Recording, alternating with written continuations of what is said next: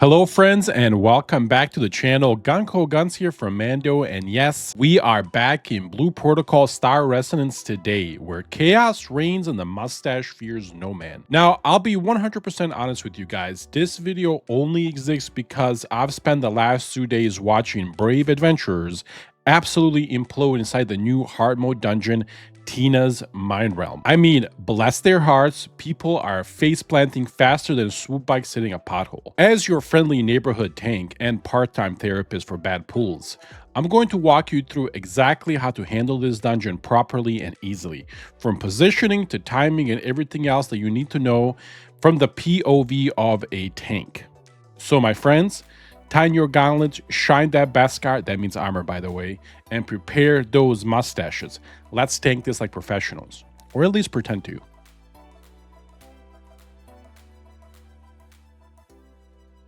Are you looking for friends to play Blue Protocol Star Resonance with? Then stop running around like a lost puppy and come join the Mando community. We're not just a guild, we're a bunch of lunatics bound by friendship, brotherhood, and the shared ability to be actually good guildmates. We raid, we craft, we smash PvE, and if PvP's around, we'll throw ourselves in the meat grinder too, loudly, proudly, and probably with a drink in a hand. We also run social events, hang out, basically vibe our way through new MMOs like a traveling circus of chaos. So, if you're looking for a new crew to enjoy this game with, hop into our Discord. The link is in the bio. Come join us. We got room, we got bad jokes, and probably also mustaches. All right, folks, thank you once again for being here. Seriously, I appreciate every single one of you. Please don't forget to like and subscribe if you enjoy the content. It really helps the channel a lot, and more importantly, it keeps the mustache properly moisturized. If you have any questions, tips, or if you just want to call me out for missing something, drop it in the comments below. I actually read those with coffee in hand and probably some regret as well. Anyway, enough chit chat. Let's get into the video and show Tina who the real boss is here. All right, your first real challenge is these lovely little mobs here. And I say lovely because they're about to test your patience, your reflexes, and your will to live. If you are a tank like myself, especially still gearing up, brace yourselves, my friends. You're going to take a lot of damage. That'll make you question what you're doing here, and it'll also make your healer question their life choices as well.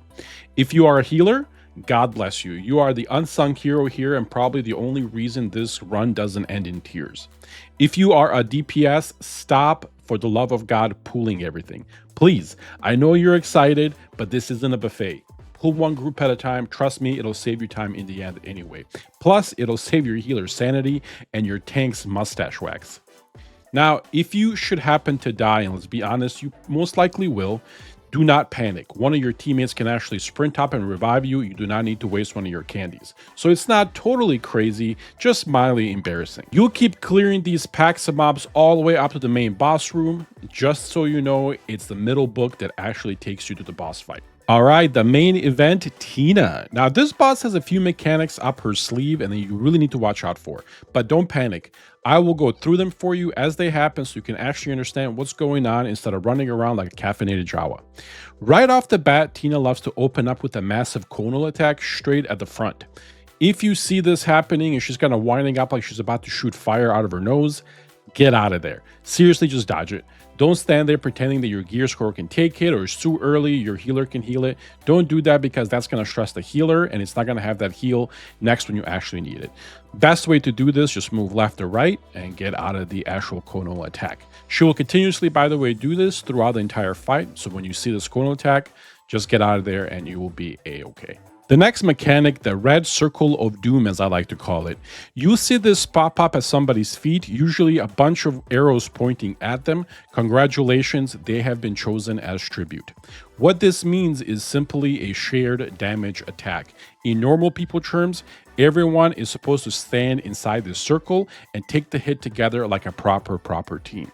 If one poor soul decides to take it alone, yeah, they're not going to take it. They're going to absolutely die. They're going to evaporate. Full stop, gone. Vaporized faster than my credits on a repair bill. So when you see this circle, run in, huddle up, take the hit together, and then move on. It's usually dropped to the tank, by the way, which means if you're soloing this blast because your teammates are too busy admiring the floor texture, Be prepared to a potion or to chug a potion right after this because, my friend, it's going to hurt a lot. All right, the next mechanic in this one, my friends, is the group killer, the destroyer of pugs, the ruiner of friendships. It's the Void Sigil.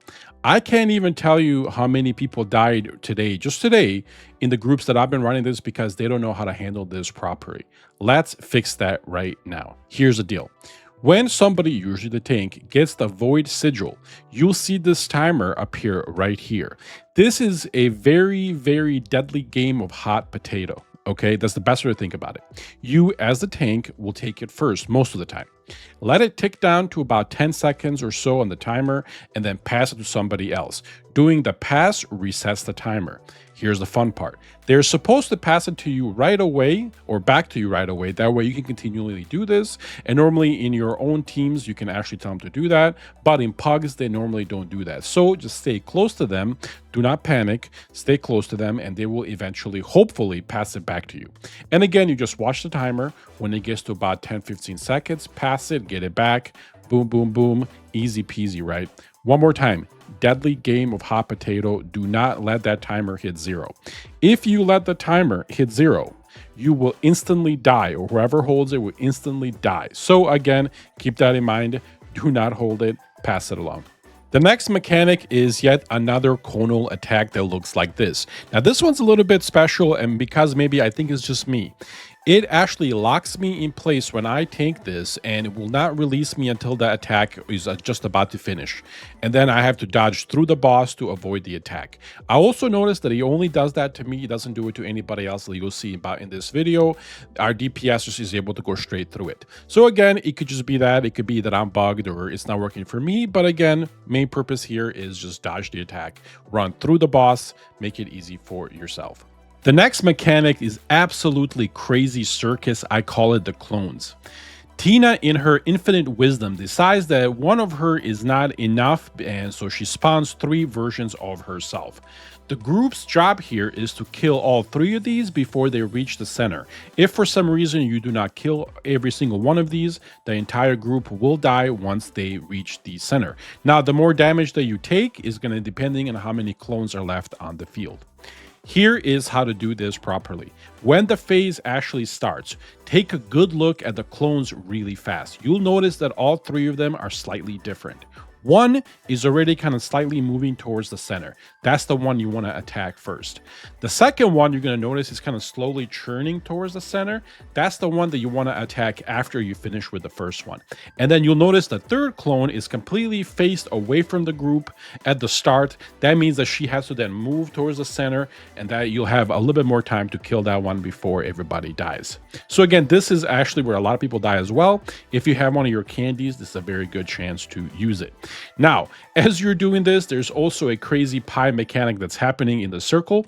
So try to dodge those and do damage. They actually don't do that much damage, or at least they didn't to me. But again, if you're DPS, you don't have this armor, so you need to be very, very careful here. And now the final mechanic. Honestly, this one's more comedy than danger because of what happens next, but again, it's just ridiculous.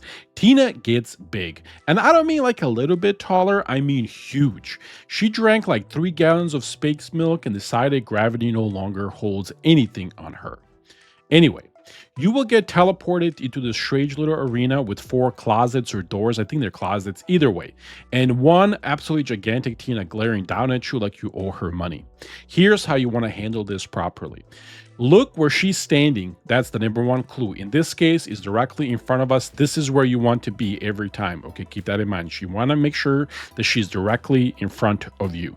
Okay? Then, as she's standing there, she's about to swipe from left side all the way to the right side with a sword or knife that's the size of a shuttle. So what you want to do is you want to sprint to the far right closet of where she's standing. This means that you're going to see, again, you're going to see her swipe, and you want to wait till the sword is about halfway. When the sword is about halfway, you're going to press F, and then you're going to get teleported to the door or closet right behind her. And you're going to feel like the smartest person for about 2 seconds because she's going to do it again. She does this twice. Again, what you want to do here is you want to run to the center after the first one, following that sword, and then you're going to wait where she moves. Wherever she teleports, you want to make sure that you, again, put her right in front of you, and then run to the right closet, and then just do it again. After this mechanic, you will leave this arena and then continue the fight in your normal arena where you actually fight. All right, one more mechanic, guys. Sorry about that. And I like to call this one the pie ground of pain. You might actually get this by itself or also get it when you're fighting the clones of Tina. You will notice these purple swords around Tina. There's a bunch of them. The one that breaks, if you notice closely, is going to tell you where the safe section is. That's the crazy part here, because for example in my group they put those AoE markers on them, so it's really hard to see, but hopefully for your group it's a little easier. Here's what you do. Do not worry about damaging during this phase. You seriously just want to dodge, because if you're DPS, this is going to hurt you a little bit more than it's going to hurt me as a tank. This is either going to go clockwise or counterclockwise. So what you want to see is, if you want to get in the first save section, just pay attention to either left or right or up or down or wherever you are, and you can easily just dodge all this damage. The closer you are to the boss, the easier it is to obviously dodge. So again, get to the boss or get closer to the boss, and then just stop damaging and just watch where you actually need to go. Save your healer the trouble of healing you. If you do these mechanics properly, you will get to this stage right here, and you'll be able to defeat the boss themselves. If you notice those circles overlapping at the end, that just means that we didn't have the damage because we were a DPS down the entire time. But do not panic. As you see right here, we were able to do it with 4 people instead of 5 by ourselves in 7 minutes, which is pretty good. I hope this video helps out, guys. I genuinely do. I'll see you in the next one. Let me know in the comments if you guys have any questions. Take care, everybody, and God bless.